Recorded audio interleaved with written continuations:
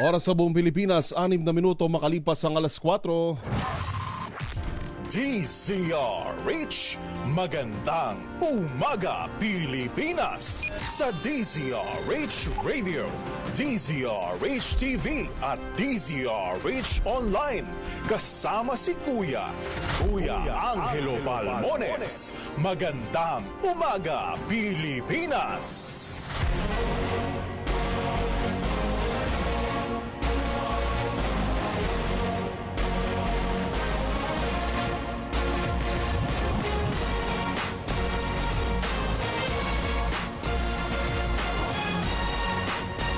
Magandang umaga, Pilipinas! Headline! Sa ulo ng ating mga balita, malaking bahagi ng bansa uulanin ngayong Biyernes, epekto ng tatlong weather systems. National Capital Region Police Office nakapagdala na ng 2 kaso ng indiscriminate firing ilang araw bago ang bagong taon. Panukalang 2025 General Appropriations Bill patuloy na sinusuri ni PBBM upang matiyak na naayon sa konstitusyon. Presyo ng mga prutas nagsimula ng tumaas sa ilang pamilihan sa Metro Manila. Department of Agriculture muling humirit sa Kongreso. Ibalik ang kapangyarihan ng National Food Authority. At publiko hinimok ni PBBM na suportahan ang MMFF 2024.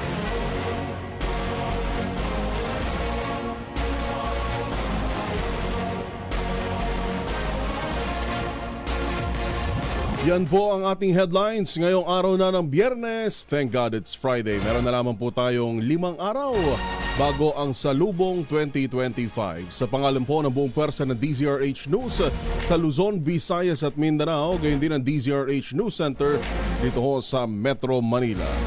Sa pangalan ni Kuya Angelo Palmones, iyo po muling makakasama sa 2 oras na mga balita at talakayan sa Magandang Umaga Pilipinas. Ito po si Yuel Reyes. Bagong impormasyon kasama si Kuya Angelo Palmones. Magandang umaga, Pilipinas!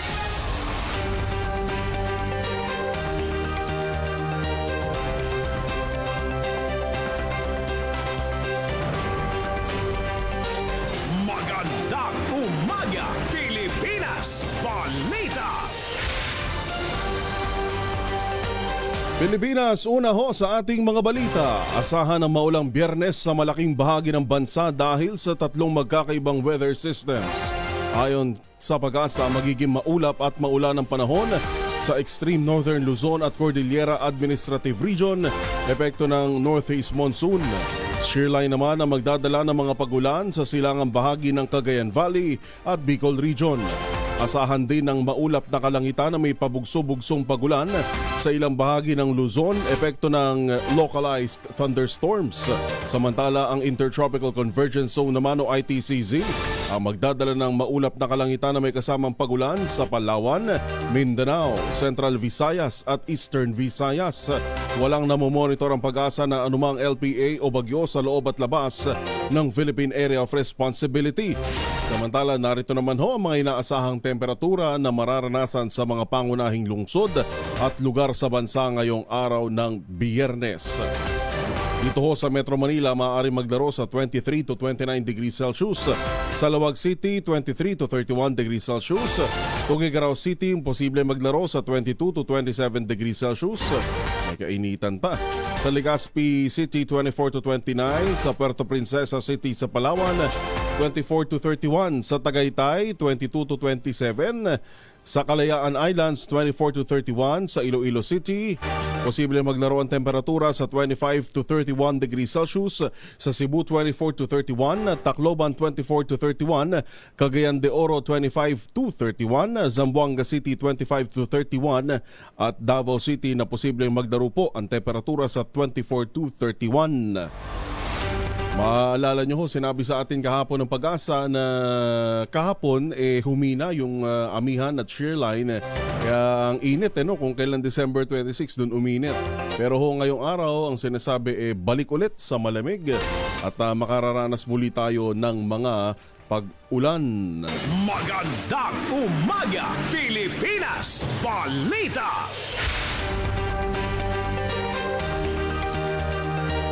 Alas 4:12 ho ng umaga, hindi pa man sumasapit ang bagong taon ay dalawang insidente na ng ligaw na bala ang naitala ng NCRPO.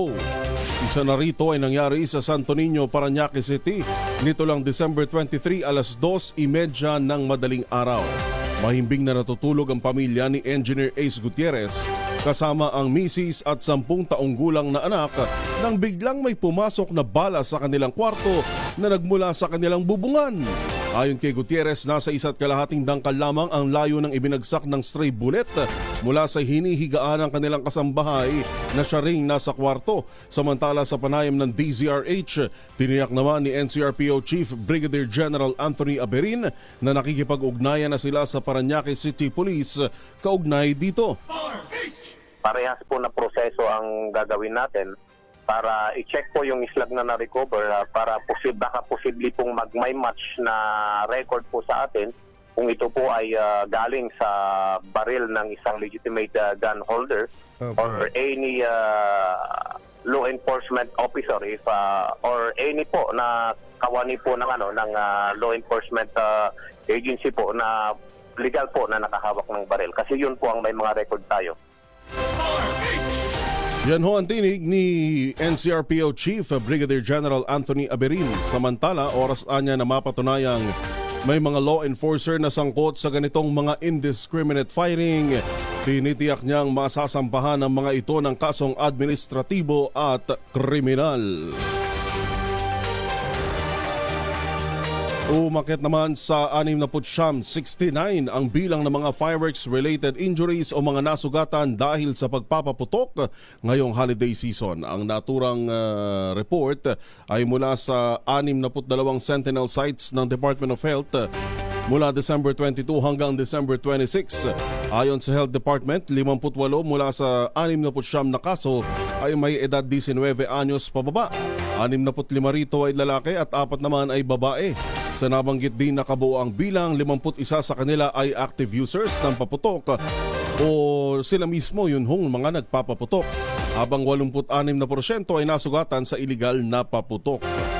Muli naman na nagpaalala ang DOH sa tumataas na bilang ng fireworks-related injuries na nagpapaalala sa publiko na iwasan na ang paggamit ng paputok upang malayo sa disgrasya.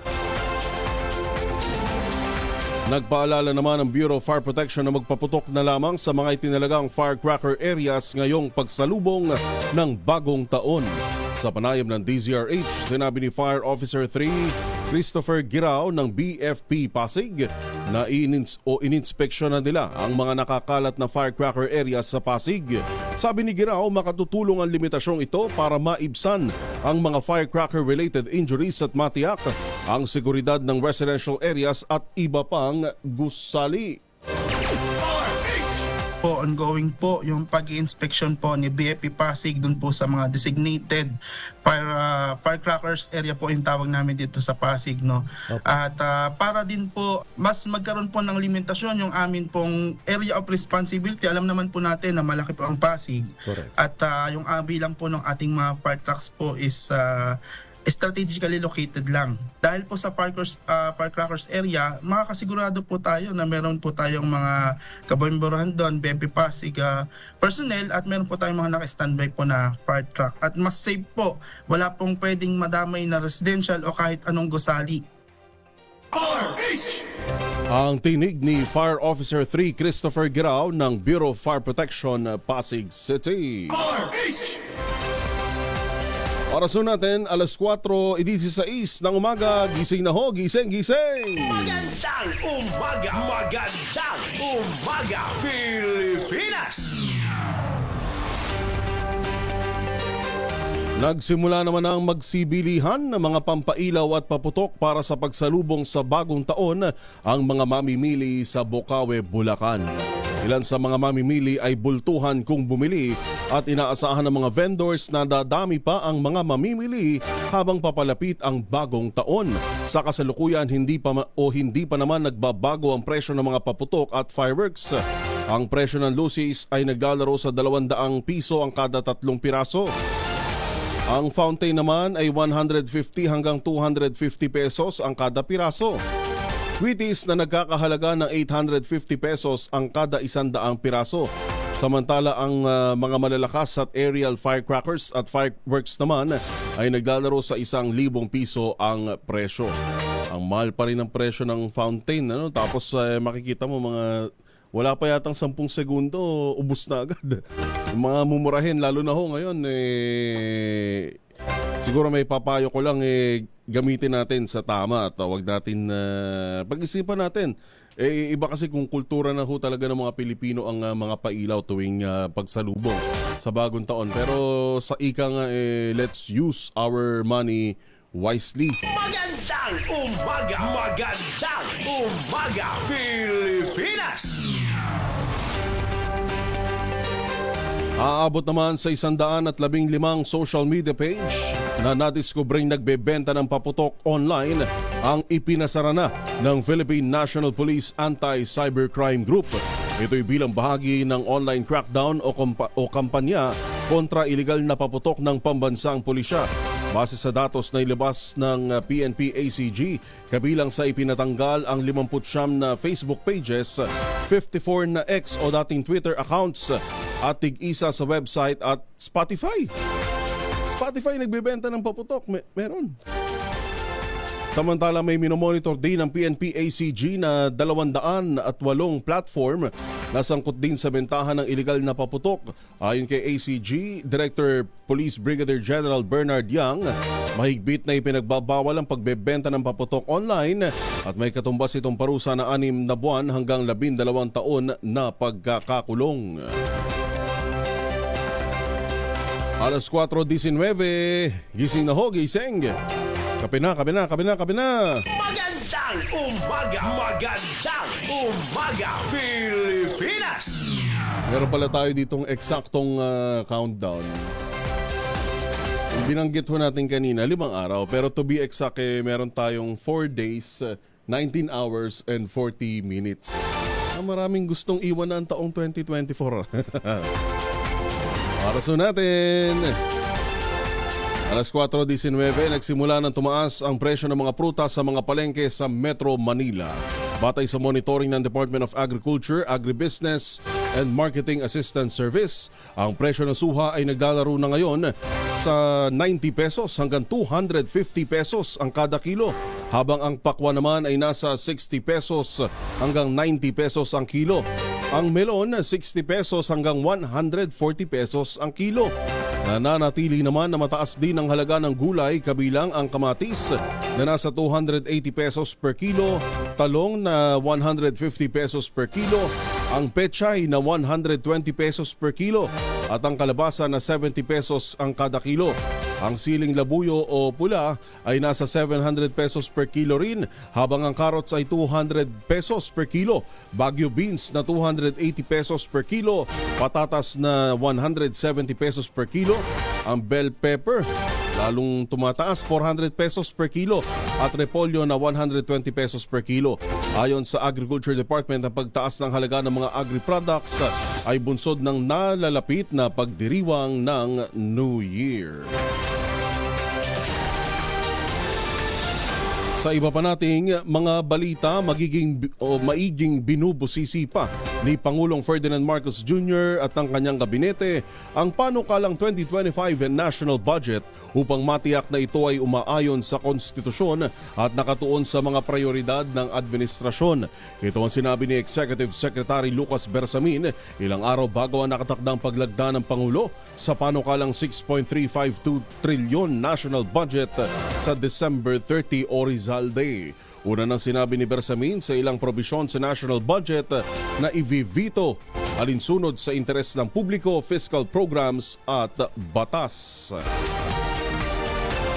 Alas 4:21 na ho ng umaga, patuloy pa rin ang pagdagsa ng mga pasahero sa mga paliparan sa bansa ngayong holiday season. Sa tala ng Bureau of Immigration o BI, umabot na sa halos 170,000 ang pasahero na nagtungo sa mga paliparan sa bansa mula December 24 hanggang December 26. Sa naturang bilang, 52,437 sa departures o ang naitalang pasahero sa arrivals, habang 41 mas mababa ng kaunti. 41,895 naman sa departures sa buong bansa sa mismong bisperas ng Pasko, habang 47,669 naman ang arrivals noong araw ng Pasko o December 25, habang higit 44,000 naman ang umalis ng bansa o departures. Ayon kay BI Commissioner Joel Anthony Viado, inaasahan na madadagdagan pa ang bilang dahil sa pagbiyahe naman sa New Year's celebration. Pinayuhan din ni Viado mga bibiyahe na pangpasahero na magtungo ng maaga sa mga paliparan upang hindi mahuli sa kanilang flight. Alas 4:22 na po ng umaga. Maganda umaga, Pilipinas!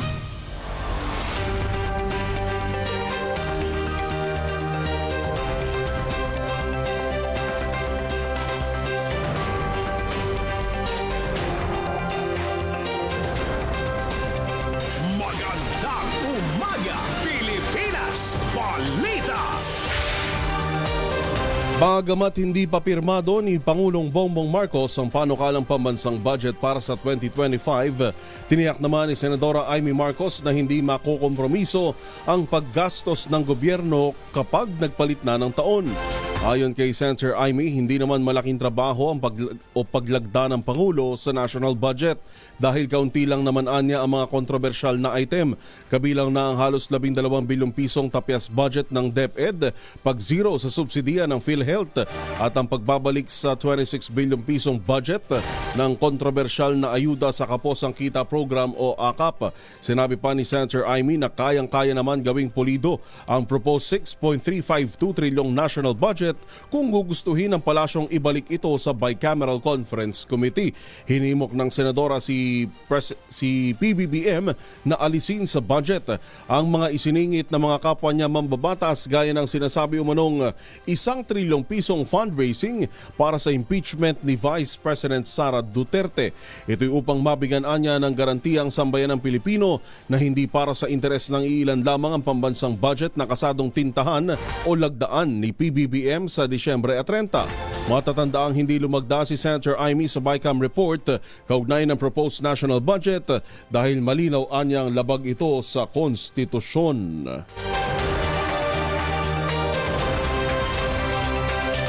Samantala, Senator Bong Revilla hataw naman sa pinakahuling survey ng social weather stations. Balita mula kay RH28, Lakay Raymond Dadpaas. Lakay Raymond. Humataw ng husto si Senador Bong Revilla Ramon Jr. sa pinakauling survey para sa 2025 senatorial election. Ito ay ang survey ng Social Weather Station o SWS na isinagawa noong December 12 hanggang 18. Mula ito sa 2,097 respondents mula sa Luzon, Visayas at Mindanao sa pagitan ng face-to-face interview. Si Bong Revilla ay number 2 sa survey at nasa unahan lang niya ang laging nangunguna sa mga survey na si Congressman Erwin Tulfo. Kumpara ito sa survey ng Pulse Asia noong November 29 hanggang December 3 na si Bong Revilla ay pangsyam lamang. Kinumpirma ng SWS ang resulta ng survey na inilabas ng Strat-based consultancy na siyang sponsor ng survey. Kasama nilang nasa top 12 sina Senador Bongo, Senador Pia Cayetano, dating Senate President Tito Soto, Ben Tulfo, dating Senador Ping Lacson, dating Senador Manny Pacquiao, Willie Revillame, Mayor Abby Binay, Senador Lito Lapid at Congresswoman Camille Villar. Ito si RH28 Raymond Dadpaas para sa DZRH, una sa Pilipinas, una sa Pilipino. Maraming salamat, Lakay Raymond Dadpaas. Oras natin alas 4:26 ng umaga. Sa iba pang mga balita, tuloy ang paghiling ng Department of Agriculture o DA na maibalik ang ilang kapangyarihan ng National Food Authority o NFA para matugunan ang problema sa sumisirit na presyo sa merkado. Pagbabahagi ni DA Assistant Secretary at Spokesperson Arnel de Mesa, hiniling na sa Kongreso ng Kalihim na si Secretary Francisco Kiko Chu Laurel Jr. na maibalik ang regulatory powers ng NFA na nawala kasunod ng pagsasabatas ng Rice Tarification Law o RTL. Sa pagdinig ng Murang Pagkain Super Committee, isinulong daw ni Secretary Laurel na maibalik ang kapangyarihan ng NFA na makapagbenta ng direkta sa publiko. Sa ngayon kasi, Bureau of Plant Industry o BPI ang may hawak sa database na nagmo-monitor ng mga lokal at imported na bigas. Kaya nung huling hearing sa Kongreso na inatendan mismo ng ating kalihim, ay hiniling niya mismo sa ating mga mababatas na kung pwede ay maibalik muli yung mga ganitong kapangyarihan at otoridad sa National Food Authority o sa DA para magkaroon, halimbawa sa regulasyon, pangalawa sa market intervention. Ang tinig ni DA Spokesperson Arnel de Mesa. Kaugnay ho niyan, plano ng Department of Agriculture na tanggalin ang mga tatak ng imported rice sa mga pamilihan para maiwasan ang manipulasyon sa presyo nito. Sinabi sa DZRH ni DA Assistant Secretary Arnel de Mesa, naniniwala si Agriculture Secretary Kiko Laurel na sinasadyang lituhin ang mga mamimili at pinapaniwalang branded ang mga ibinebentang bigas para mabigyang katwiran ang mataas na presyo nito. Sinabi ni de Mesa na target nilang tanggalin ang mga label na katulad ng premium at special na inilalagay sa imported na bigas. Nakita ng ating kalihim doon yung ilang problema lalo na sa mga imported na bigas. Halimbawa, may nakita doon na imported nga na alam natin na ang presyuhan, yung landed cost ay nasa a little over 40 lamang pero nung tinitinda na sa 60 plus. So, posible na merong pag-abuso doon sa labeling or categorization ng ating mga bigas, lalo na yung nabibilang sa premium at special. Importante anyang makita ang landed cost nito na may dagdag ng profit margin para malaman kung magkano talaga ang dapat na bentahan ng bigas kapag dumating na sa mga pamilihan. Bagong balita, bagong impormasyon. Kasama si Kuya Angelo Palmones. Magandang umaga, Pilipinas! Gising na ho, gising, alas 4:29. Ano ka ba kapag makapit, madikit at malupit ang mancha?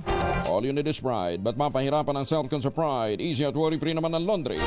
Sa Triple Stain Away Formula, tanggalang matitinding mancha based on test sa chocolate, mud, and sabon and cotton. Gawa po ito ng ACS. Bagong balita, bagong impormasyon. Kasama si Kuya Angelo Palmones. Magandang umaga, Pilipinas!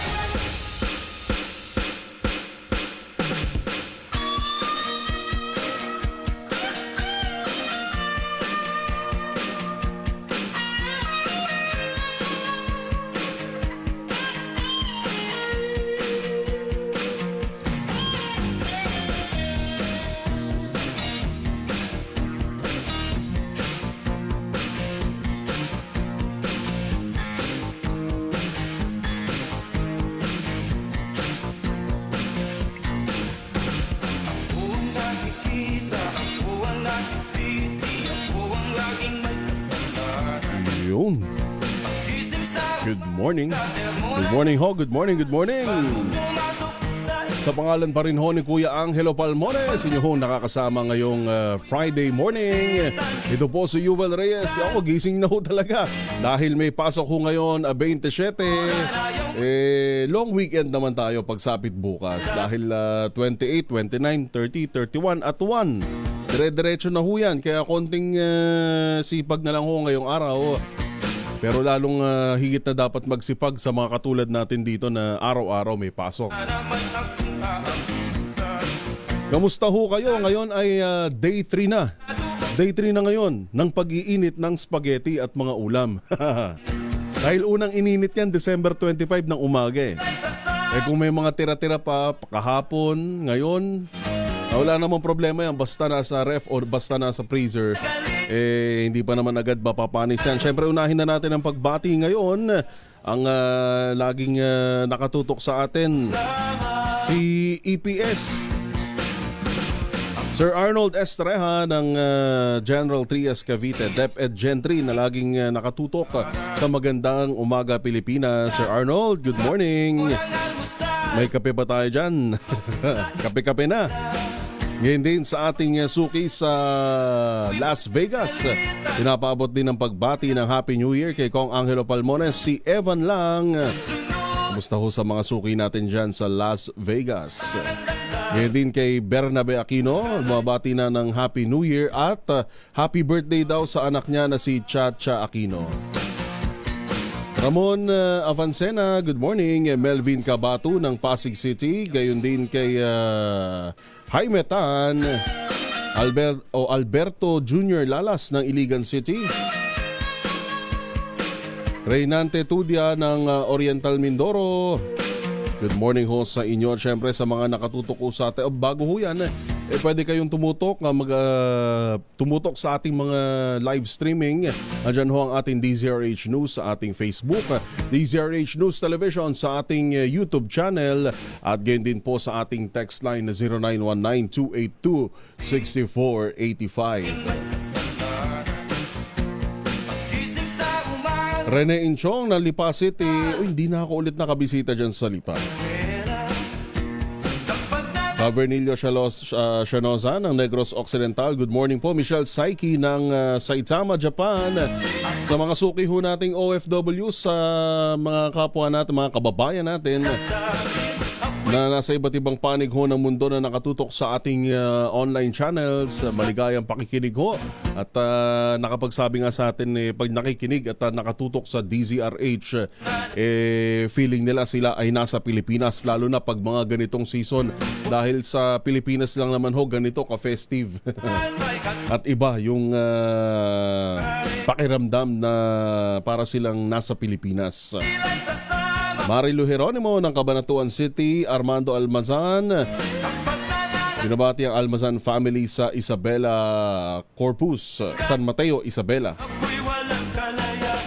Tristan Wyatt, gayon din kay Lani Aguilar. Marites Belisario, good morning po, good morning. Pancho Romilio ng Apari. Siyempre sa mga nakatutok din sa atin ng mga senior citizens, mga lolo at lola na nagkakape na ho ngayon. Sarap ng kapeng barak. Ikaw ba tol, pagka nagkakape ka, may gatas? Depende sa mood. Masarap ngayon ng kapeng barako. Tapos ipapartner natin sa mainit na pandesal. Kamusta ho kayo? Sana ay nasa maayos kayong mga kalagayan, lalo sa mga lolo at lola natin na suking-suki sa Magandang Umaga Pilipinas. And of course, sa lahat ng regional stations natin ng DZRH, mula sa DZRH Lawag 990 kHz, gayon din ho sa DZRH Zamboanga. Anong radio frequency natin sa Zamboanga? Sa Lawag, ang lakas ng signal natin sa Ilocos Norte, 990 kHz, ano? At sa DZRH Zamboanga, tayo ho ay napapakinggan via 855 kHz AM. Padala ho kayo ng mensahe sa amin sa text line 0919-282-6485. Ulitin ko lamang po ang ating text line 0919-282-6485. Inyo pa rin hong nakakasama sa pangalan ni Kuya Angelo Palmones. Ito po si Yuel Reyes. Bagong balita, bagong impormasyon, kasama si Kuya Angelo Palmones. Magandang umaga, Pilipinas!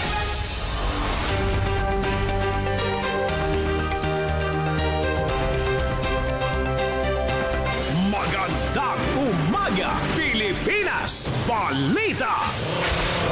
Rapido Probinsya. Balita naman mula sa probinsya, 13 anyos na dalagita hinalay ng 18 anyos na lalaki sa Lingayen, Baywalk. Sospek patuloy na pinaghahanap ng PNP. Hindi ka naligtas. RH38 Freddy Fajardo. Freddy.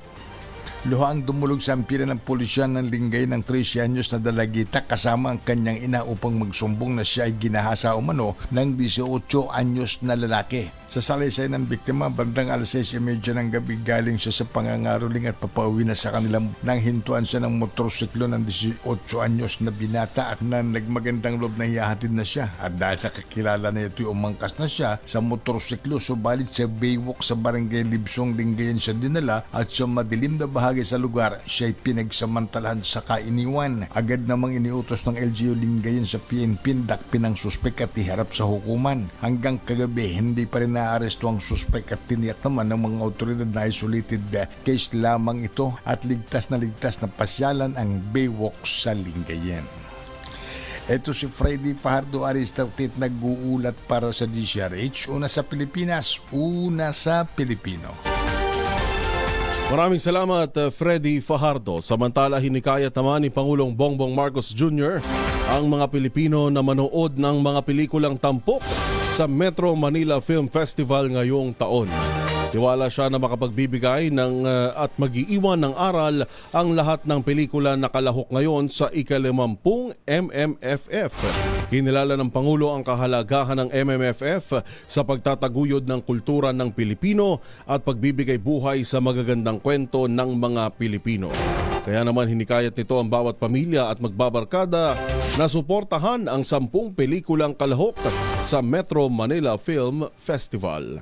Ngayong Kapaskuhan, bibidang muli ang mga kwento ng ating lahi dahil ito sa espesyal na selebrasyon na ika-50 taon ng Metro Manila Film Festival na bahagi na ng ating buhay at kultura bilang Pilipino. Ang mga magagandang pelikulang kalahok ngayon, ang Golden Year ng MMFF, ay siguradong magbibigay ng gintong saya at mag-iiwan ng mga ginintuang aral. Ang kilikin po natin ang kwentong Pilipino.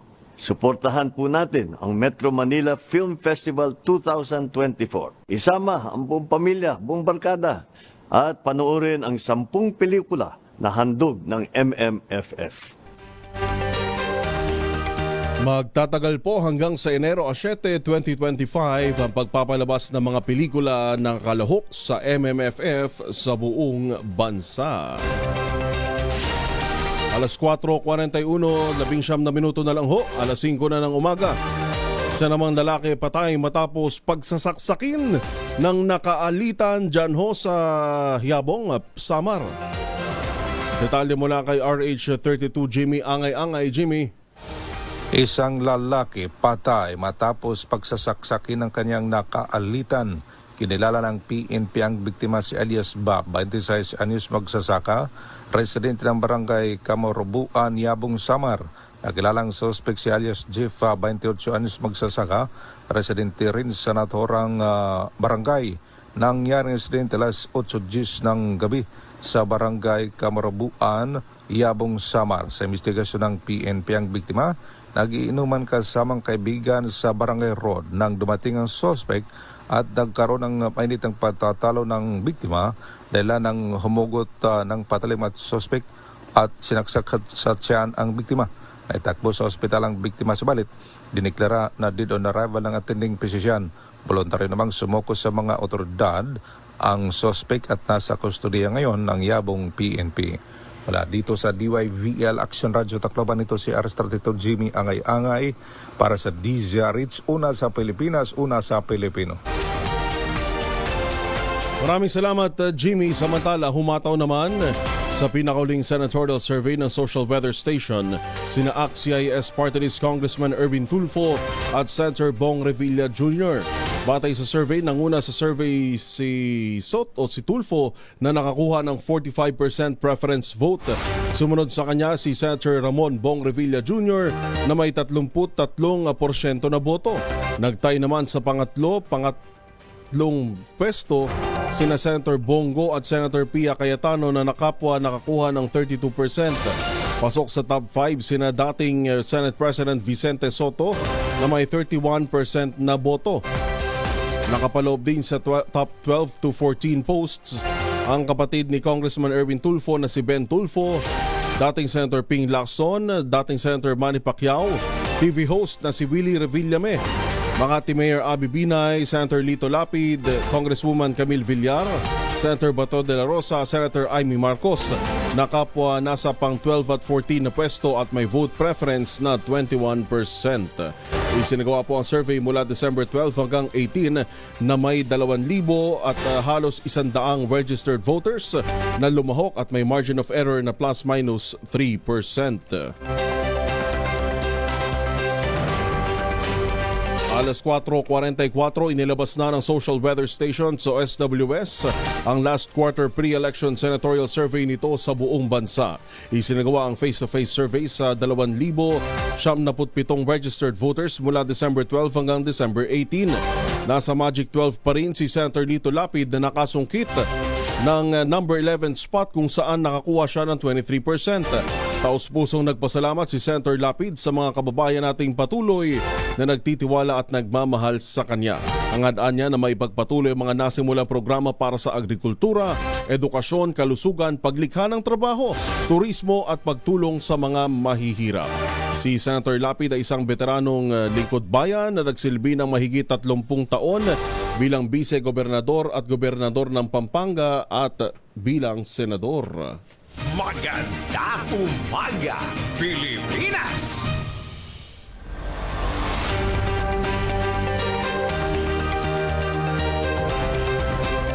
Pinuri naman ni Senator Bongo, chairperson ng Senate Committee on Health, ang Department of Health sa desisyon nitong maglabas ng administrative order na layong pahusayin ang accessibility sa healthcare para sa mga senior citizen. Sa ilalim ng Administrative Order No. 2024-0017, hindi na kailangan ng mga senior citizen na ipakita ang purchase booklet para maka-avail ng mandated na 20% discount sa mga gamot. Ang inisyatibang ito ay nakikita bilang isang significant move o hakbang tungo sa pagbabawas ng mga hadlang na kinakaharap ng mga lolo at lola sa pagkuha ng kanilang mga kailangang gamot. Ayon kay Senator Bongo, suportado niya ang nasabing hakbang na inilarawan nito bilang isang napapanahon at mahalagang rebisyon sa isang umiiral na patakaran. Bilang bahagi ng Expanded Senior Citizens Act of 2010, ang mga senior citizen ay may karapatan sa 20% discount sa mga gamot. Sa bagong alituntunin ngayon, sinabi ni Go na kailangan lamang ng wastong pagkakakilanlan at reseta ng doktor upang mapakinabangan ang 20% discount. 14 na minuto bago mag-alas 5, ngayong nauuso ang mga online dating app, itinutulak naman ng Angko Madrona Party List na man-normalized ang pagpapasuri. Ito, mahalaga ho ito. Matanggal yung norm, matanggal ho yung stigma. At ma-normalize ang pagpapasuri sa Human Immunodeficiency Virus o HIV at sexually transmitted infections sa bansa. Iginaalarma kasi ng Angko Madrona Party List na nominee na si Attorney Fiona Aitona ang ulat ng US Centers for Disease Control and Prevention na nakararanas ang Pilipinas ng pinakamabilis na HIV epidemic sa buong Western Pacific region. Sinabi ng abogado na 411% ang pagtaas ng arawang HIV incidence sa bansa sa pagitan ng 2012 at 2023 at Pilipinas rin ang may pinakamataas na rates ng tuberculosis. Ang numero 1 sanhi ng pagkamatay ng mga may HIV. Idiniin niya na kung magiging normal ang HIV testing sa Pilipinas, maagang matutuklasan ng impeksyon kaya makaiiwas sa posibleng komplikasyon. Hindi kakalat ang sakit sa iba at mababawasan ang stigma at diskriminasyon. Mahalagaan niyang maunawaan ng publiko na ang pagpapasuri sa HIV at STI ay bahagi ng regular na pangangalaga sa kalusugan kaya dapat maging bukas ang lipunan sa diskusyon tungkol dito. Sakaling maupo sa Kongreso, sisiguruhin ng Angkomadrona Party List na mapapalakas ang public health campaigns kaugnay nito at magkakaroon ng libre o abot-kayang HIV testing at magiging available sa mga health center, klinika at mobile testing units.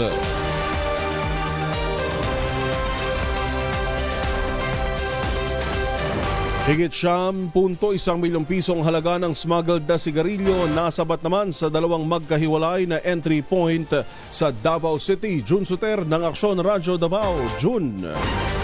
Sa pinagsanod na pagsisikap ng Task Force Davao, Davao City Police Office at Bureau of Customs 11, naging matagumpay ang dalawang magkahiwalay na operasyon ay nagresulta sa pagkasamsam na may smuggled na sigarilyo na may pinagsamang tinatayang street value na 9,158,499 pesos. Ang unang operasyon ay naganap pasado alas 9:30 ng gabi noong Lunes, Disyembre 23, 2024 sa Eden Entry Point sa Barangay Eden Trill, District Davao City. Naharang ng mga otoridad ang isang cruise van patungo sa Davao City. Sa kanilang inspeksyon, na-discover nila ang 7,000 na rims ng mga smuggled na sigarilyo na nagkakalaga ng 5,500,600 pesos. Arestado ang dalawang individual na sina Romel Cortes, 34 anyos, nakatira sa Laak, Davao de Oro at Arjun Dumana, 40 anyos, na nakatira sa Prosperidad, Agusan del Sur. Ang ikalawang operasyon ay naganap naman pasado alas 2:30 ng hapon, Disyembre 24, 2024 sa Sirawan Entry Point din sa Turil, Davao City. Isang puting forward truck ang naharang habang bumabiyahe patungong Davao City. Ang sasakyan ay naglalaman ng 4,655 rims ng smuggled na sigarilyo na may tinatayang street value na 3,657,899 pesos. Nadakip naman si Jofel Parami, 35 anyos, na nakatira sa Buog, Zamboanga, Sibugay. Pinuri naman ni Task Force Davao Commander Colonel Rodrigo Marinas Jr. ang inter-agency collaboration at binigyan diin ang kahalagaan para protektahan ang mga Davaoenyo. Ito si June Suter para sa DZRH.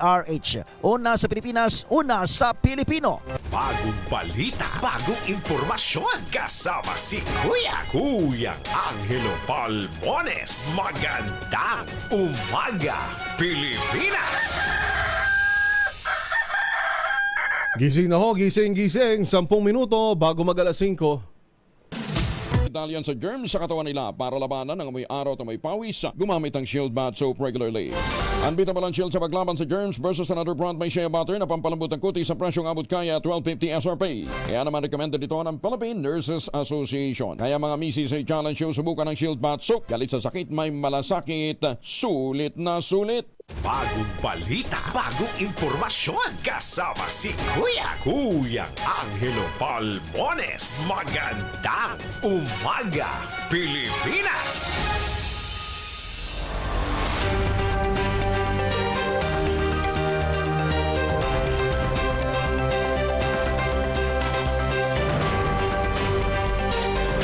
Magandang umaga, Pilipinas!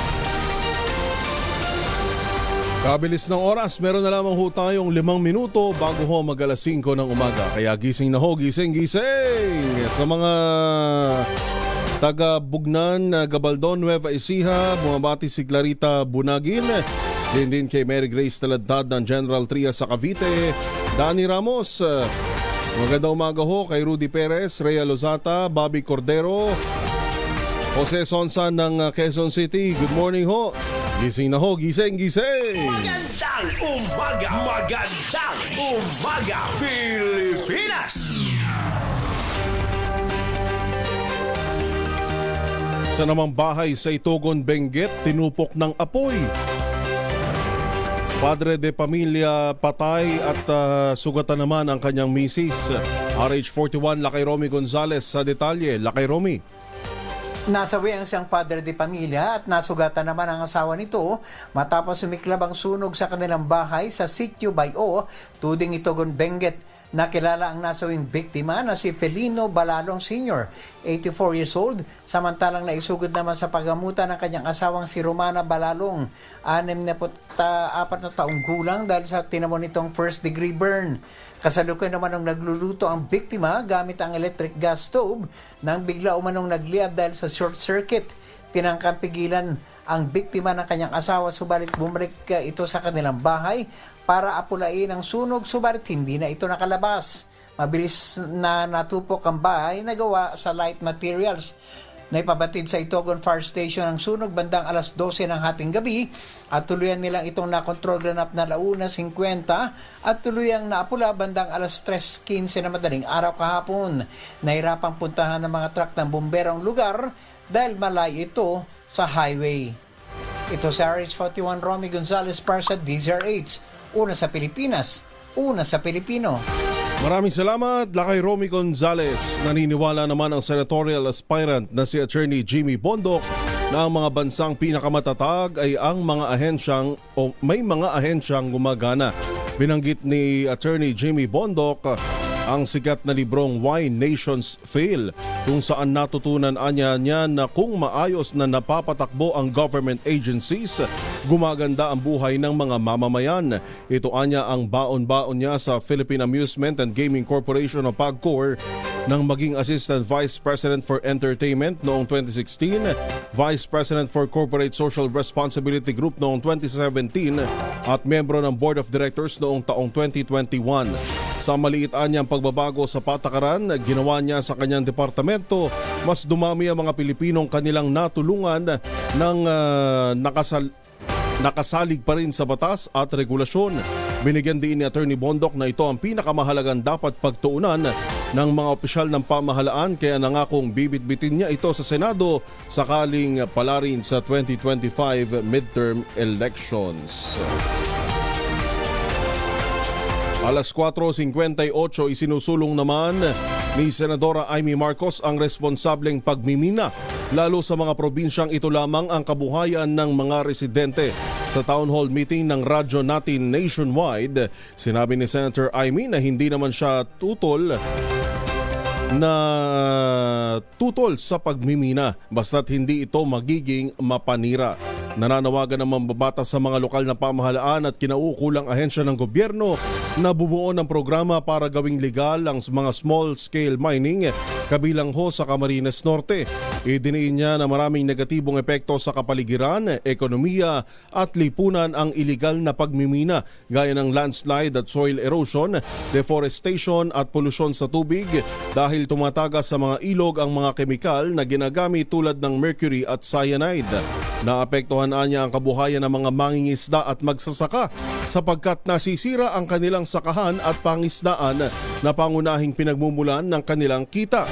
Upang malabanan ng iligal na pagmimina, iminukahi ni Senator Amy na paigtingin ang implementasyon ng Philippine Mining Act of 1995, suportahan ang sustainable mining practices at gumamit ng mga high-tech na kagamitan upang hindi mawasak ang kabundukan.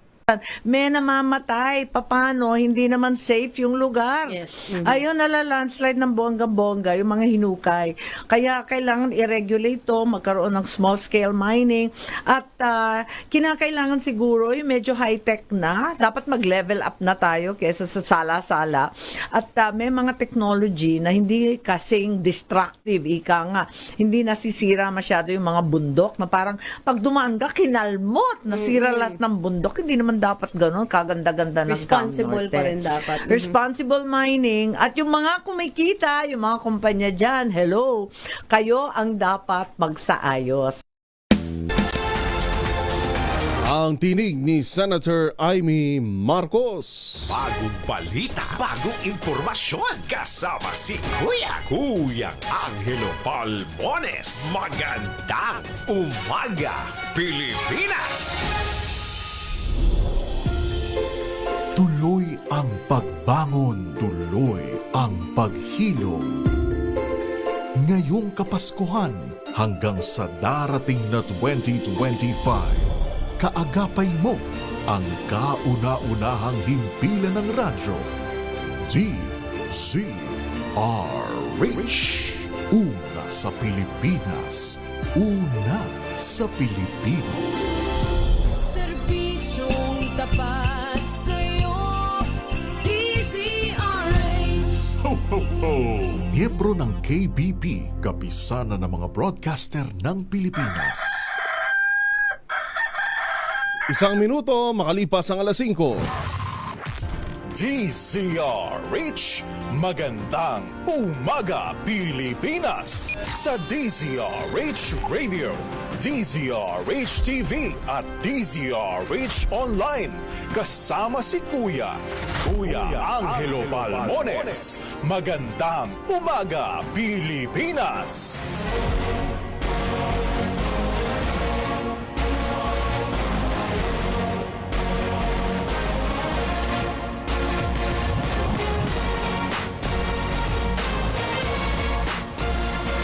Magandang umaga Pilipinas! Headline!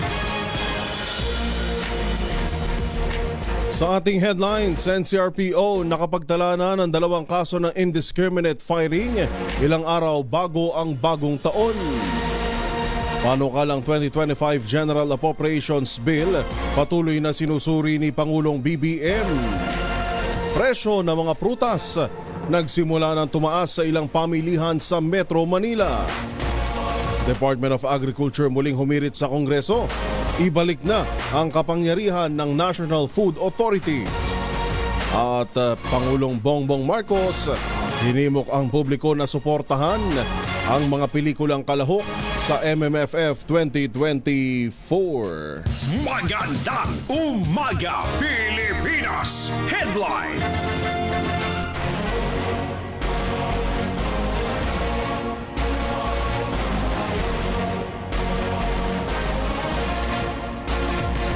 Yan po muli ang ating headlines ngayong araw na ng Biyernes. Thank God it's Friday. Maraming salamat sa Diyos sa isang linggo na naman na pinagkalooban tayo ng may malakas na pangangatawan kasama ang ating mga mahal sa buhay, lalo na sa mga panahong ito. December 27, 2024, meron na lamang tayong 5 araw bago ang pagsalubong sa taong 2025.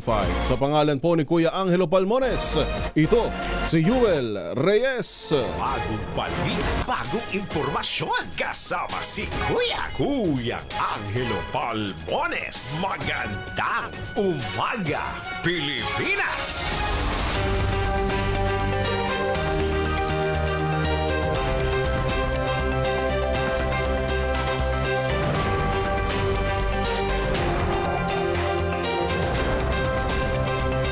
Magandang umaga Pilipinas! Balita! Balik-balita ho tayo, ipinagpaliban na sa susunod na taon ng Commission on Elections o COMELEC ang itinakdang petsa ng pag-iimprenta ng mga balota para sa 2025 elections. Sa opisyal na kalendaryo ng poll body, unang itinakda ang ballot printing ngayong taon. Pero ayon kay COMELEC Chair Attorney George Erwin Garcia, ipinagpaliban ito at itinakda na lamang sa January 6, 2025. Layon ng pag-usad ng petsa na mabigyan ng panahon ang mga aspiranteng naideklarang nuisance o disqualified na makaapela pa sa naging desisyon ng COMELEC Unbank. Target naman ng COMELEC na maimprenta ang nasa 70 milyong balota sa loob ng 77 araw. Alas 5:05, mayorya ng mga Pilipino ang suportado ang polymerization ng mga salapi. Base ito sa Consumer Expectation Survey na isinagawa ng Bangko Sentral ng Pilipinas. Sa resulta ng nasabing survey, 61.3% ang nagsabing suportado nila ang inisyatibo na mas mataas ng 10.9% kumpara noong nakaraang taon. Kamakailan lamang ng ilunsad ng BSP ang bagong polymer banknotes para sa 500 pesos, 100 pesos at 50 peso bill kung saan tampok ang mga halaman at hayop na makikita sa Pilipinas. Una rito, sinabi ng BSP na mananatili pa rin sa sirkulasyon kasama ng bagong polymer bills ang mga banknotes na tampok ang mga bayani ng Pilipinas.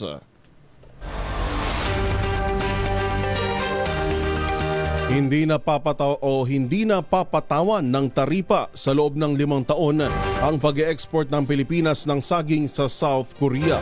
Base ito sa nilagdaang bilateral free trade agreement ng dalawang bansa na epektibo simula sa Enero ng susunod na taon. Sa ilalim ng kasunduan, babawasan ng 6% taon-taon ang 30% na taripang kasalukuyang ipinapataw sa saging na nagmumula sa Pilipinas na magpapababa sa presyo nito pagdating sa South Korea. Ibig sabihin, mas mura nang mabibili ang saging ng bansa sa South Korea sa susunod na taon.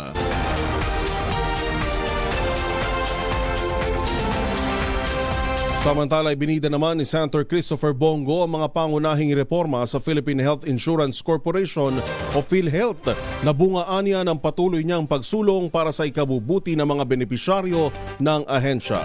Tinukoy ni Go ang adjusted case rates na tumaas ng hanggang 50% nitong November 30. Sa pamamagitan nito, sinabi ni Senator Go na naibsan ang problemang pinansyal ng mga Pilipinong pasyente at napabuti ang akses sa serbisyong medikal. Punto pa ng senador, sa hirap ng buhay ngayon, kailangang siguraduhin na abot kamay ang serbisyong pangkalusugan para sa bawat Pilipino. Ito anya ang dahilan kung bakit patuloy niyang tinututukan ng PhilHealth upang masiguro na tumutugon ito sa pangangailangan ng mamamayan. Git pa nito, hindi lang dapat sa dami ng benepisyo magaling at dapat siguraduhin din na kayang pondohan ito ng PhilHealth sa mahabang panahon. Bagong balita, bagong impormasyon. Kasama si Kuya Angelo Palmones. Magandang umaga, Pilipinas! Atin niyang alamin, medyo maumbon na ulit ngayong madaling araw at ito na ba yung sinasabi kahapon ng Pag-asa na muling lalakas yung amihan at mararamdaman ulit natin yung shear line. Miss Grace Castañeda ng DOST Pag-asa. Ma'am Grace, magandang umaga. Yes, magandang umaga din po, Sir Angel, at sa ating mga taga-subaybay. Sa kasalukuyan po, yung Intertropical Convergence Zone or ITCZ yung naka-apekto sa bahagi ng Palawan, Visayas at Mindanao, kung saan magdudulot pa rin po ito ng mga pag-ulan sa buong bahagi ng Mindanao at Visayas, maging sa bahagi din ng Palawan, Masbate, Catanduanes at Albay at Sorsogon. So patuloy pong pag-iingat para sa ating mga kababayan sa posibilidad pa rin ng mga pagbaha at pagguho ng lupa. And also yung mga pag-ulan po nito is posible maging mga moderate to heavy na mga pag-ulan. Samantala, magiging maulap din po yung kalangitan na may mga kasamang pag-ulan sa Cagayan Valley, Cordillera Administrative Region at sa bahagi din ng Ilocos Norte. Dulot naman po yan ng Northeast Monsoon o amihan. At dito po sa Metro Manila, maging sa nalalabing bahagi ng ating bansa, meron po tayong mararanasan yung mga isolated na mga pag-ulan, dulot po ng amihan at ng mga localized thunderstorms. And ina-expect nga po natin sa mga susunod po na or possible po mamayang gabi onwards is mag-prevail po muli yung shear line kung saan magdudulot po ito naman na mataas din po na chance ng mga pag-ulan, lalong-lalo na dito sa may silangang bahagi ng Northern Luzon. So muli po, patuloy pa rin pag-iingat para sa ating mga kababayan sa banta pa rin ng mga pagbaha at pagguho ng lupa. At sa kasalukuyan po, meron din tayong nakataas na gale warning dito yan sa may northern and western seaboards ng Northern Luzon, kung saan hindi po muna natin pinapayagang pumalaot yung mga kababayan nating mga isda, pati na rin yung may mga maliliit na sasakyang pandagat. And sa kasalukuyan po, wala tayong monitor or namamataan pa na sama ng panahon na maaari maka-apekto dito sa ating bansa. At yan muna ang latest dito sa Weather Forecasting Center ng Pag-asa. Grace Castañeda, magandang umaga po. Maraming salamat at magandang umaga, Miss Grace Castañeda ng DOST Pag-asa. Oras natin alas 5 Gs ng umaga, ngayon pa rin hong December 27, 2024. Sa iba pa nating mga balita, na kumpleto na ng Pilipinas ang action plan nito upang tugunan ang mga kakulangan na magpapanatili sa bansa sa gray list ng Financial Action Task Force o FATF pagdating sa pagtugon sa money laundering at counter-terrorism financing mula noong June 2021. Ayon sa FATF, isang global money laundering at terrorist financing watchdog, nagawang tugunan ng Pilipinas ang 8 natitira nitong action plan items, gaya na lamang ng epektibong pamamahala sa non-financial businesses at mga propesyon, pati na rin sa paggamit sa anti-money laundering at counter-terrorism financing control upang mabawasan ang panganib kaugnay sa casino junket. Bukod pa rito ang pagpapatupad sa bagong registration requirements para sa money o value transfer services at pagpaparusa ng bansa sa mga hindi rehistrado at illegal na remittance operation. Samantala, ibinida naman ni Surigao del Norte Representative Robert Ace Barbers ang 5 panukalang batas na inihain ng House Quad Committee, bunga ng isinagawang investigasyon ng komite. Kaugnay ito sa operasyon ng Pogo, extrajudicial killings, kanselasyon ng illegal o peking birth certificate ng mga foreign nationals at iba pa. Gaya na lamang ng inihaing House Bill number 10986 ng komite na tumutukoy sa extrajudicial killings bilang heinous crime. Gayon din ho ang House Bill number 10987 na magbabawal sa lahat ng uri ng offshore gaming operation sa bansa na may matinding parusa sa mga paglabag. Gayon din ho, House Bill number 11043, pagpapahintulot sa civil forfeiture sa mga real estate properties na nakuha ng mga dayuhan. At House Bill number 11117 o ang pagkansela ng birth certificate na illegal na nakuha o pinagawa ng mga foreign nationals. At House Bill number 10998 o pagpaparusa sa conspiracy o pagsasabwatan at pag-eespiya. Ito hong mga binabanggit kong House Bill number kadami. May mga ito ay 1, 2, 3, 4, 5. 5 panukalang batas ho ito na ibinida ni Quadcom Chair Robert Ace Barbers na naunguna ho doon sa investigasyon na may kaugnayan sa Pogo, EJK o extrajudicial killings at peking birth certificates. Ito ho yun. Ito na raw ho yung bunga nun. Kaya hindi daw sila pwedeng pulaan na nag-hearing lang para sa wala o para lang merong masabi. Oras natin 5:13. Nanakawan sa loob mismo ng kanyang kotse ang isang tauhan ng Philippine Coast Guard sa Pasay City. Batay sa ulat, nagpapahinga lang sana ang opisyal sa loob ng kotse habang nakaparada sa May Rojas Boulevard matapos ang naging sunod-sunod na duty ng pagbabantay sa mga simbahan. Nagulat na lamang daw siya pagkagising nang mapansin na nawala na ang suot-suot niyang smartwatch, ang kanyang bag na may lamang 200,000 pesos cash, cellphone at mga ATM cards. Agad naiulat sa pulisya ang insidente at nagsagawa ng backtracking sa mga CCTV sa iba't ibang karatig barangay. Hindi kalaunan, nahuli din ang 20 anyos na sospek habang tumatambay sa May Maginhawa Street sa Malate, Maynila. Marami hong kaso ngayon ng mga nakawan ng snatching, kaya ingat-ingat ho. Di pa rin ho, kahit December walang patawad yung mga yan. Mga ayaw lumaban ng patas sa buhay. Oras natin 5:14. Sa iba pang mga balita, isang lalaking nadiskubreng nagbigti sa gilid ng ilog sa Mariveles, Bataan. RH37, Danny Kumilang sa detalye. Danny. Matapos mapaulat nitong nagdaang besperas ng Pasko na isang lalaki ang nadiskubre na nagbigti sa loob ng isang ginagawang gusali ng Rural Health Unit RHU sa Barangay Puerto Ribas, Itas, Balanga City, isa na namang lalaki ang muling nadiskubre na nakabigti din na natagpuan naman ito sa isang puno sa tabi ng Sapa malapit sa Avenue of Philippine Pub Road sa Fire Station, Mariveles, Bataan kahapon. Nadiskubre naman ito alas 11:40 ng tanghali kahapon na ipinagbigay alam sa mga otoridad ng isang alias Joseph. Ang biktima ay may taas ito na 5'2" hanggang 5'5". Nakasuot ito ng berding jersey short at ito'y nasa decomposition na ng matagpuan. Nagamit nitong biktima sa kanyang pagbibigti ay peraso ng tela na isinabit sa ipil-ipil. Patuloy pa ang isinasagawang investigasyon ng pagkakakilanlan sa biktima at sa nawawalang mga kaanak o mga nawawalan na kaanak ay magsadya lamang sa Mariveles PNP para sa iba pang detalye. Danny Kumilang, RH37, DCRH, una sa Pilipinas, una sa Pilipino. Bagong balita, bagong impormasyon, kasama si Kuyang Angelo Palmones. Magandang umaga, Pilipinas!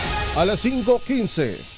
Champion Detergent. Pilipinas! Bagong balita, bagong impormasyon, kasama si Kuyang Angelo Palmones. Magandang umaga, Pilipinas! Sa pangalan pa rin ho ni Kuya Angelo Palmones, sa inyo pong nakakasama ngayong Friday morning. December 27, 2024, 5 araw bago ang 2025. Ito pa rin po si Yuel Reyes, balik-balita po tayo. Bumaba na ang bilang ng mga pagyanig sa Manila Trench sa offshore ng Ilocos Sur. Ito ang iniulat ng PHIVOX matapos ang naging mga sunod-sunod na lindol sa Manila Trench na siyang nagiging indikasyon ng posibilidad ng worst case scenario ng The Big One o ang pagkakaroon ng hanggang magnitude 8.4 na lindol. Ayon sa ahensya, nito lang December 17 hanggang 20, 49 na lindol ang naitala sa area. Pero sa nakalipas na 5 araw ay bumababa na ito. Lubos na ikinabahala ito ng PHIVOX dahil bukod sa pinsala ng maladilubyong lindol, maaari ring magkaroon ng tsunami dahil sa lakas ng pagyanig. Sakali man aabot sa hanggang 15 metro na taas na mga alon na magiging tsunami na minuto lang din ay lalapag na sa kalupaan. Umabot naman sa 32 ang insidente ng sunog na dulot ng mga fireworks at paputok ngayong taon. Sa ulat ng Bureau of Fire Protection, 16 sa naturang mga insidente ay sanhi ng mga fireworks o pyrotechnics habang ang 16 ay dahil naman sa mga paputok. Karamihan sa mga naging sunog ay naiulat mula sa Calabarzon na may 8 insidente. Sinundan ng Metro Manila at Western Visayas na parehong may 5 at Central Luzon na may 4 na kaso. Sa kabuuan, higit 210 milyong piso ang naging pinsala ng mga sunog at 5 ang nasawi habang 24 ang nasugatan. Pinakauling naging sunog dahil sa paputok ay nito lang December 1 sa Barangay Zone 3 sa Cadiz City sa Negros Occidental.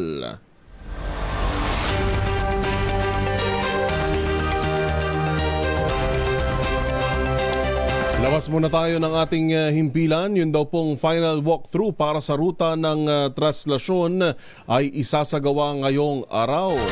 O nga pala, pagtapos ng bagong taon ilang araw na naman ang bibilangin natin bago dun sa taon-taong tradisyonal na mga namamanata, ng mga deboto ng itim na Nazareno. At yun nga raw pong final walkthrough para sa ruta nito ay isasagawa ngayong araw, RH29. Boy Gonzales sa detalye. Boy, good morning. Good morning, Yuel. At ngayong alas 6 nga ng umaga ay sasagawa yung final walkthrough ng pamanuan ng simbahan ng Quiapo kasama ang mga lokal na pamahalaan ng Manila Police District at pa mga agency ng pamahalaan. Titignan nila yung issue at kaligtasan ng seguridad at para malaman kung naging maayos yung mga naging problema nung unang walkthrough o yung nakita nilang maaaring maging problema. At kasama rito ang mga opisyal ng mga Manila Police District ng Traffic Enforcement Unit ng MPD, MMDA, Traffic Unit at Road Safety Unit, ang Bureau of Fire Protection sa Maynila, ang mga hepe ng mga medical ng Maynila at DPWH, City Engineer ng Maynila at mga tauhan ng Manila Traffic and Parking Bureau kasama na ang mga HIOS del Nazareno.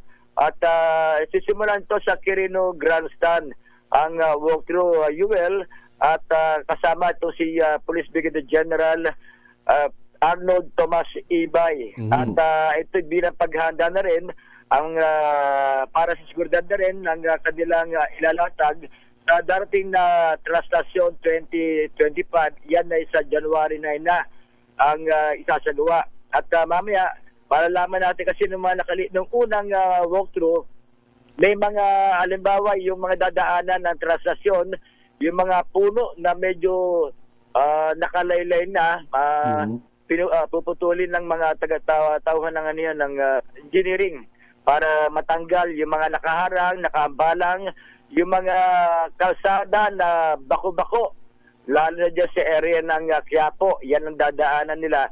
Ang pinaka-traslasyon na UL ay magsisimula sa Quirino Grandstand. Dadaan ng babagtasin itong Burgos Avenue.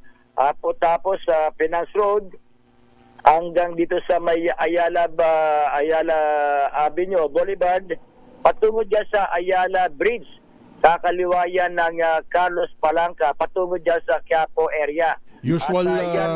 Usual route ito, Boy G, ano? Wala namang nagbago mula dun sa ipinatupad na ruta noong isang taon. Ngayong taon. Walang nabago. Ito yung ruta nung nakalipas na taon. At ito yung medyo magandang ruta ngayon kasi nung nakaraan, dumadaan pa sa area ng Binondo. Diyan sa Jones Bridge at dadaan pa ng area ng Santa Cruz. Pero ngayon ay ang ruta kamukha nung nakalipas na taon mula Quirino Grandstand, Burgos Avenue, diyan sa Ayala at Carlos Palanca. Doon yan sa yung pinakaruta. Doon sa Kuyang Boy, yung mismong anong tawag doon, yung mismong pinaglalagyan ng imahen? Yung andas. Yung andas. Meron na bang andas? Meron na bang pasilip kung ano magiging itsura nito, kung magiging katulad ba? Iba yung design ngayong taon parang hirap talagang makasampa yung mga deboto. Para sa taon, bullet proof ang nakita ko nung nakaraang taon. Kaya hindi makakasampay yung mga kasi mga nakalipas na mga transaksyon, sumasampay mga deboto sa mismong andas para maiwasan at maraming masaktan ay yung mga hiyos naman yung nasa paligid nitong andas ng Black Nazarene at mahirapang makasampa yung mga deboto at naging ugali na noon yan, sumasampay mga deboto kaya tumatagal din yung traslasyon ng Black Nazarene kaya gumawa sila ng yung pinaka bulletproof para hindi mabasag o makita. Natatanaw naman ng mga deboto yung Black Nazarene at ang tanging nasa taas lamang nakasampa ay mga membro ng Hiyos del Nazareno. Boy, pahabol lang, may nasabi pala yung ano ba to, Manila Police o Manila Police na inaasahan daw na ba't kaya mas uunti daw yung inaasahan mga tao na makikiisa ngayong traslasyon 2025 kumpara sa mga nagdaan? Parang ang binanggit nung nakalipas na unang walkthrough ay may mga ibang lugar na rin na isasagawa yung kasi dito na dumadaksa yung mga deboto ng Black Nazarene. Hindi na centralized dito sa Metro sa Maynila. Malalaman ulit natin mamaya yan kung yun ang magiging sistema o magbabago o yung dati pa rin na talagang mula galing sa iba't ibang lugar sa Metro Manila, sa probinsya, ay dito sa simbahan ng Quiapo nagtutungo ang mga deboto ng Black Nazarene. Kaya inaasahan yan yung pesta o ng Quiapo. Kaya yung pinaghahandaan ng mga otoridad. Bukod pa doon, yung mga nakadeploy naman lahat yan yung halimbawa, yung mga medical ambulance na mga iba't ibang mga fire volunteer, pati na yung mga taga DOH ay nakakalat dyan sa lugar na yan. Ang kagandaan lang dyan ngayon, Yuel, wala na yung nasasawi. Hindi ka mukha ng mga nakalipas na nagdaang mga transaksyon, mayroon pang nasasawi, nadidisgrasya. Pero yung mga nakalipas, medyo maganda-ganda na. Maayos ang sistema. Mga nasaktan ay kumunti na at nababago na. Hindi kamukha ng mga nakalipas na mga taon. Okay, maraming salamat at Kuyang Boy. Ito si Boy Gonzales para sa Visual Una sa Pilipinas, una sa Pilipino. RH29 Boy Gonzales, dyan ho sa Maynila. Sunod na natin ang Quezon City. At meron patuloy hong iba pa yung mga bilang ho ng Department of Health sa bilang din ng kanya-kanya mga LGU dun sa mga napuputukan Kaya inaasahan natin na lalo pang dadami yan sa mga susunod na araw. Pero dyan daw ho sa Quezon City, umakyat na sa 8 ang nabibiktima ng paputok. RH5, Val Gonzales. Val, good morning. Good morning, Kuya Yuel. Pero hindi good ang morning nitong mga napuputokan ng paputok dahil 4 na araw bago ang pagsalubong ng bagong taon ay lalo pang nadaragdagan ng mga kaso ng fireworks-related injuries dito sa Quezon City. Hanggang kahapon ay umabot na sa 8 katao ang tinatamaan ng paputok. Nadagdagan ito ng 4 na kaso sa mismong araw ng Pasko at December 26. Batay sa rekord ng City Epidemiology and Surveillance Division o CESD, 5 sa mga biktima ay mga lalaki, 3 naman ay mga babae.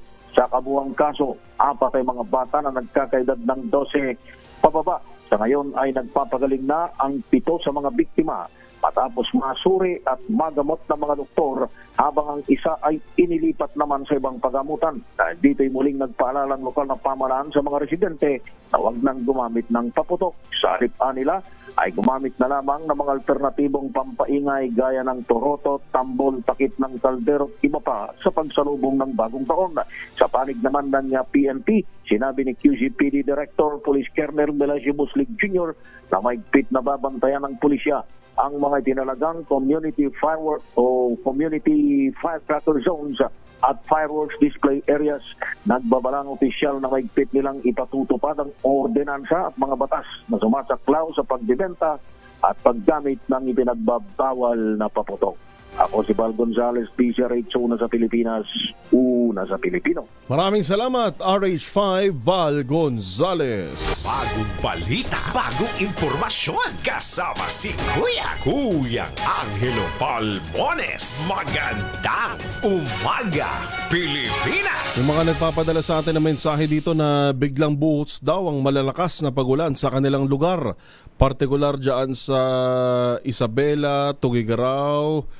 At kagaya nga na sinasabi ng Pag-asa ho kanina, ramdam na ulit natin yung hong amihan at yung shear line na nagdadala ng mga kalat-kalat na pagulan. Kaya ingat-ingat ho, dala ho tayo ng mga payong, kapote sa mga bibiyahe at upang hindi magkasakit, mahirap magkasakit sa panahon ngayon. Oras ho natin, 5:34 ng umaga. Magandang umaga, Pilipinas!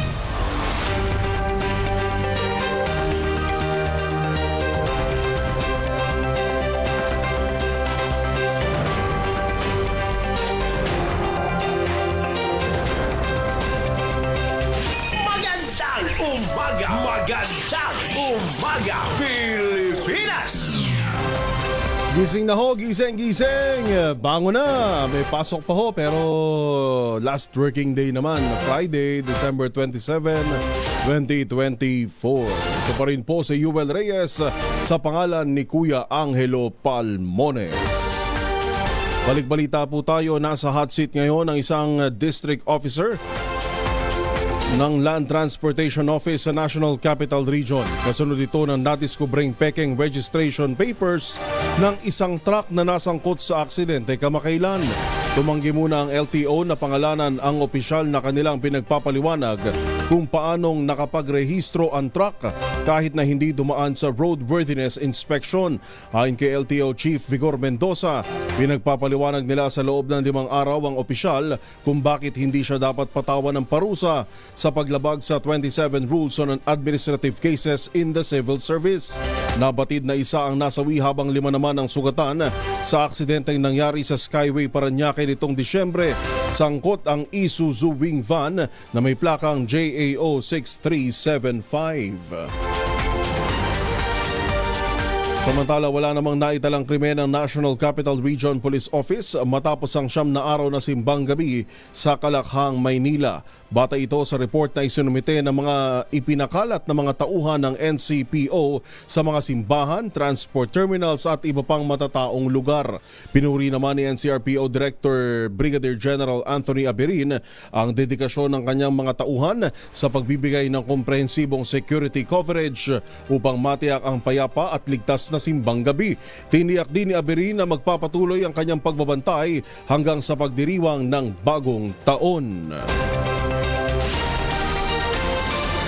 Sa pambalita mula sa probinsya, bangkay ng isang lalaki na pinaniniwalaang nawawalang mangingisda natagpuan na palutang-lutang malapit sa isang munisipalidad dyan sa Northern Samar. Sa detalye, RH34, Jane Galit Bantayan. Jane. Natagpuan naman kahapon sa dagat ng Biri, Northern Samar ang bangkay ng isang lalaki na palutang-lutang at nasa state na ito ng decomposition. Pinaniniwalaan naman na nakitang bangkay ang nawawalang mangingisda sa bayan ng Mondragon, Northern Samar na nai-report ng missing ng kapulisan o ilang araw ito nawawala na si alias Ikil, 64 anyos, matapos sa hindi na ito makabalik. Naipost naman sa Facebook ng isang netizen ang natagpuan na bangkay sa nasabing bayan ng Biri. Sa comment naman sa Facebook, mas tumibay ang pagdududa ng kaanak. Nag-i-describe mismo ng nagpost sa Facebook ng natagpuan na bangkay ay may tahi sa tiyan malapit sa kanyang pusod. Kinumpirma naman ng kaanak ng natagpuan na si Mang Ikil kung saan ito ay may tahi rin sa tiyan. Pinagtulungan naman kunin sa dagat ang nasabing bangkay. Samantala, sa latest na report, buhay naman na natagpuan ang dalawang mangingisda dito sa lalawigan ng Northern Samar na mga residente ng barangay Buggo ng bayan ng Mondragon na inireport rin na missing matapos na mangisdang mga ito sa kabila ng masamang panahon. Hindi na ito nakabalik sa kanilang tahanan. Ang dalawa ay doon na natagpuan sa Matnog, Sorsogon. Mula sa Aksyang Radyo Katarman sa lalawigan ng Northern Samar, RH34 Jane Galit Bantayan, una sa Pilipinas, una sa Pilipino. Maraming salamat Jane Galit Bantayan. Samantala sa iba pang mga balita, meron na lamang tayong 14 na minuto bago mag-alas 6 ng umaga. Nakipagtulungan ng Department of Social Welfare and Development o DSWD sa mga lokal na pamahalaan upang maghatid ng saya ngayong Pasko sa mga inilikas dahil sa panganib na dala ng Bulkang Kanlaon. Ayon kay DSWD Assistant Secretary Irene Dumlao, nagsagawa sila ng ilang holiday special activities sa mga evacuees na nagdiwang ng Pasko sa evacuation center sa Region 6 at 7. Namahagi sila ng pagkain, iba't ibang regalo at nagsagawa ng mga masasayang pag-games. Bukod pa sa iba't ibang interactive na aktibidad na maaring lahukan naman ng anumang edad. Sa panahon ng holiday, nananatiling naka-duty ang mga tauhan ng DSWD field offices upang matiyak ang tuloy-tuloy na pag-aabot ng mga resources sa LGUs at maayos na tulong para sa mga bakwit.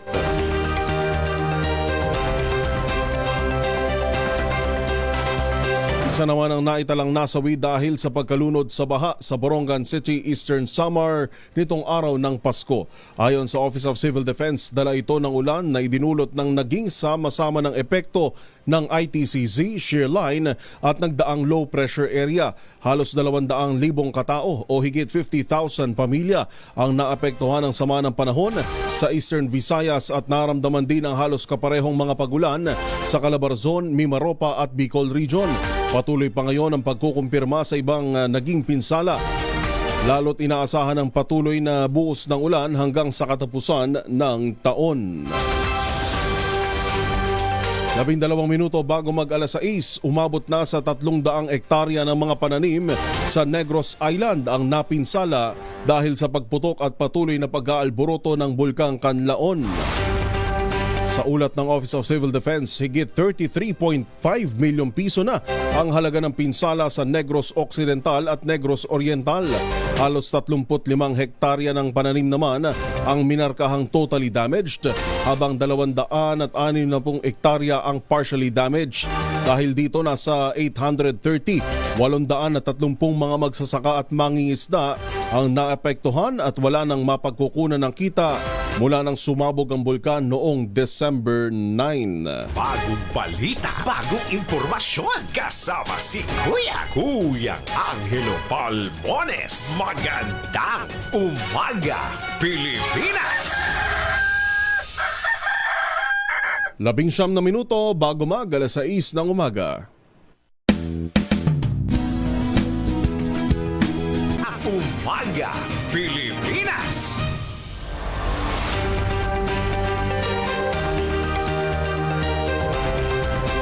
Bilis ng oras, meron na lamang ho tayong 7 minuto bago mag-alas 6 ng 2x2 at ng ACS Balita. Pero balik-balita muna tayo, higit 4,000 individual na ang nabusog ng libreng pagkain sa Walang Gutom Kitchen ng DSWD. Ayon kay DSWD Assistant Secretary Irene Dumlao, partikular na tinutuunan ng pansin ng programa ang pagtulong sa tinatawag nilang Families in Street Situations o FISS. Nagpasalamat din si Dumlao sa buhos ng mga donasyong pagkain mula sa mga hotel, restaurant at iba pang establishmento na siyang dahilan para sa matagumpay na pag-arangkada ng programa. Tiniyak na opisyal na fresh, masarap at masustansya ang lahat na iniaalok nilang pagkain sa Walang Gutom Kitchen. Bukas na muli ito mula kahapon at mananatiling bukas hanggang December 31 at pansamantalang magsasara sa Enero 1, 2025. Umabot naman sa 146 na munisipalidad sa bansa ang walang fire station at 157 ang walang fire truck. Ito ang natuklasan ng Commission on Audit o COA sa isinumiting accomplishment report ng Bureau of Fire Protection noong nakaraang taon. Git ng COA, delikado ang nasabing kakulangan dahil posibleng magdulot ito ng mas mataas na panganib ng pagkawala ng ari-arian, pinsala at maging ang pagkawala ng buhay. Bunsod nito, apela ng COA sa BFP magpaliwanag lalo't may malaking pondong inilaan noong 2023. Yun lang.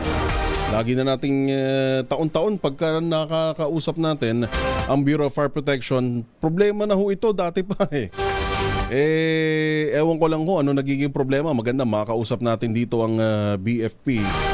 Pero natatandaan ko na interview natin nung 1 taon, ito rin yung sinabi nilang problema.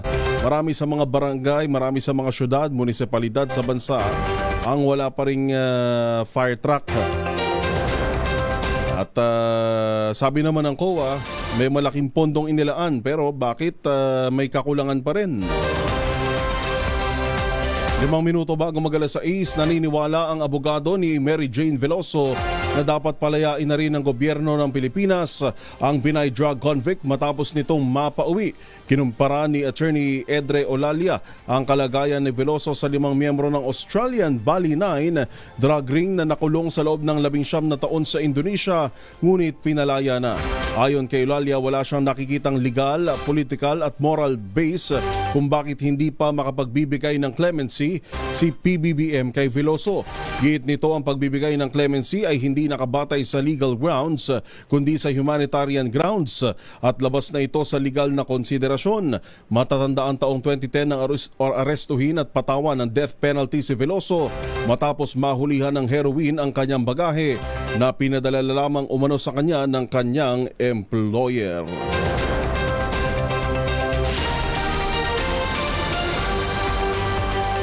Samantala, magbalitang showbiz na tayo. Magandang umaga, Pilipinas! Si Judy Ann Santos raw po ay, may movie, may entry rin ngayon si Miss Judy Ann Santos sa MMFF. Pero siya raw ay hindi pa handang maging film producer. Kung bakit, alamin sa chika ni Tita Gorgie Rula. Tita Gorgie. Isa si Judy Ann Santos sa producers ng pelikulang Espantaho na pinagbibidahan niya. Co-production ito ng kanyang Purple Bunny Productions kasama kanyang asawang si Ryan Agoncillo. Kasama dito sa production na ito ay ang Quantum Films at Cineco Productions. Ang sabi ni Judy Ann, ngayon pa lamang niya na-experience ang makipag-co-produce sa isang malaking pelikula kagaya nitong horror drama na Espantaho. Pero ayon kay Juday, ang dami niyang natutunan sa production ito, pero ang realize daw niya, hindi pala siya pwedeng maging film producer at baka mapagastos lang daw ng husto. Mas naisip pa rin daw niya kasi ang mga kapakanan ng mga tao na nagpakahirap sa shooting. Kahit daw sa shooting ng Espantaho, panay daw ang pakain niya sa mga staff dahil ayaw niyang nagugutom sila. Wala pa raw sa isip niya yung utak ng mga totoong producer na ang mga expenses talaga ang concern. Heto pa ang karagdagang pahayag ni Judy Ann Santos. Kung ilang beses ako magpakain sa set ng mga tao, yung gusto ko kasi busog sila, nakakakain sila, kasi sinusunod namin yung sinusunod namin yung working hours na ibinaba ng DOLE at saka FCC. Or Yan ang pahayag ni Julian Santos. Ang pelikulang Espantaho ay patuloy pa rin humahatong ngayon sa takilya dahil maganda ang feedback sa pelikulang ito at nagustuhan ng karamihan sa mga manonood. Isa ito sa pinakamalakas na pelikula ngayong Metro Manila Film Festival.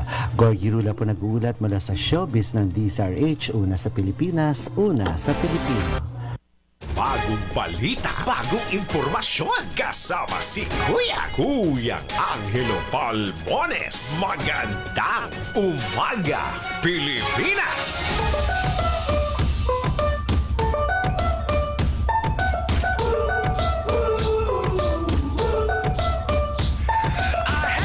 Yan na po mga balitang itinampok sa Magandang Umaga Pilipinas. Sa pangalan po ni Kuya Angelo Palmones, ito po si Yuel Reyes. Muli niyo pong matutunghayan mamaya sa MBC TV Network News sa DZRH TV.